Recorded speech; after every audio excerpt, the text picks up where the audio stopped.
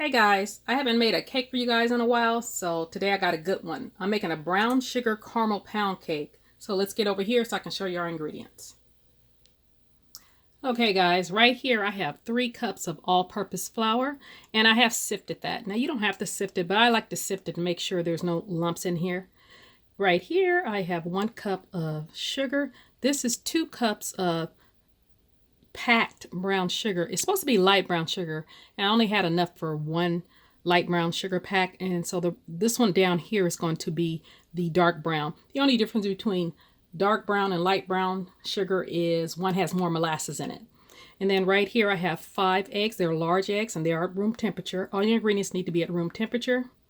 Right here I have a 1.5 cups of butter. That's 3 sticks. I have 1 cup of pecans, and I have lightly toasted those. And this is 8 ounces of the Toffee Chips. And I'm going to show you what that looks like for those of you who don't know.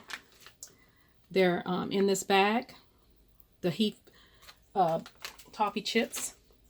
And then right here, I have a teaspoon of baking soda. And no, I'm sorry, that's a teaspoon of baking powder and a 1/2 teaspoon of salt. And it calls for a cup of butter. This is a cup of buttermilk. I tend to like buttermilk for my cakes better. So I'm going to get the pan prepared, and I'm going to show you how to do that. I'm going to use my homemade cake release. Okay, so I am using one of my Nordic pans. Now, this is a 12 to 15 cup capacity. You need to make sure you have a large pan for this cake. If not, you're going to make maybe some cupcakes or something, because you're only going to fill, because this cake rises a lot, so you're only going to fill it to about 3/4 full. So, but this is a large cake. This is a large pan. It can take this cake, and you're going to take your cake release and just get it in all the crevices. Now, if you don't have the cake release, there is a video I have on how to make the cake release, or you can just use your baking spray that has the flour already in it. And then you're going to set your oven to a 325 degrees to preheat.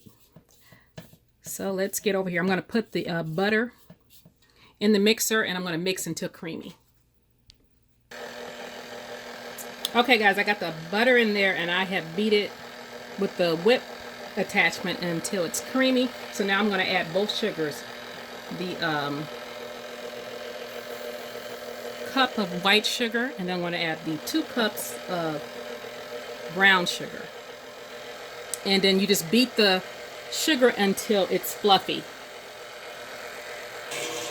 Okay, periodically you're going to stop your mixer and just scrape down the sides so everything is well incorporated, okay?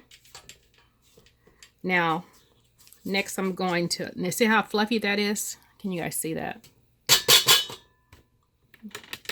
Next, I'm going to add my eggs. I'm going to add the eggs one at a time.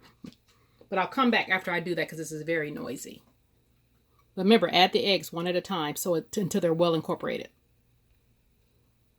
Okay, guys, so what you're going to do now is you're going to add all your dry ingredients together. So this is the 3 cups of the flour. Now, if you haven't sifted it, just sift everything together. And that was the teaspoon of baking powder. And that's the 1/2 teaspoon of salt. And then you're going to add it to this mixture. And you're going to start with the dry and end with the wet. And this is the buttermilk. And like I said, the original recipe calls for whole milk. So just use whole milk if you don't have buttermilk, or you don't want to use buttermilk. But I want to use buttermilk. Okay, guys, I have added 1/3 of the flour mixture. Now I'm going to add a little bit of the buttermilk. And about 1/3 more of this flour mixture. But you always want to end with your dry ingredients. Okay guys, everything's mixed in pretty good. So now we're going to add the toasted pecans. And then we're going to add the toffee bits. And that is 8 ounces of toffee bits. We're going to mix it just a little bit, and then we're going to put it in the pan. Okay guys, this is what it looks like before it goes in the oven. It's a very beautiful batter. It's really thick. So you're going to Hit it a couple times on your countertop just to get all the air pockets out. And we're going to bake it at 75 to 85 minutes until the toothpick comes out clean. Now, if it starts to get a little bit too dark before it's done cooking, you're going to tint it with some foil for about the last 15 to 30 minutes of cooking. It depends on if you're thinking it's getting a little bit too dark for you. So when I come back, I'm going to make the caramel topping. It's like a drizzle, glaze, or whatever you want to call it. And we're going to put this in the oven. Okay, guys, the cake is done. It took 75 minutes. It did not take the 80 or 85. It did take the 75 minutes. So let me show you the glaze.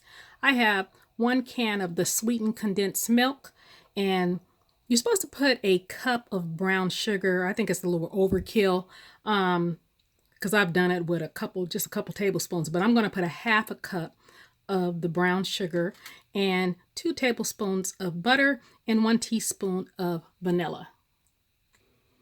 Okay, guys, I have my heat set at about a medium heat, and this is the whole can of condensed milk, and I'm going to add the brown sugar in there. And then you're going to stir this constantly because you don't want this to scorch. And you're not going to add the vanilla or the butter until you take it off the heat. So just keep stirring this until it comes to a boil. And then as soon as it starts boiling, you're going to take it off the heat. Okay, guys, you see how it's bubbling like that? Okay. So when it does that, you're going to boil it for about 30 seconds to a minute and then take it off the heat, and then you're going to add the vanilla. Okay, guys, I'm going to add that vanilla. Then I'm going to also add the butter. And you're just going to stir this until the butter melts, and then let it cool for about 5 minutes, and then pour it over your cake. Okay, guys, I have started the drizzling process. And then I just put it in this pouring vessel. So you're just going to drizzle this all over your cake. So there you go, guys. This is your brown sugar caramel pound cake. And then I let it kind of set for a minute. And then I pour some more in there so it can be like a double layer. Okay, guys, that's the finished product. That's your brown sugar caramel pound cake. I did not put any pecans or toffee on top of it because it has enough on the inside. So you guys try this recipe. Please like, comment, share. Let me give you a closer look. All right, you guys have a great day.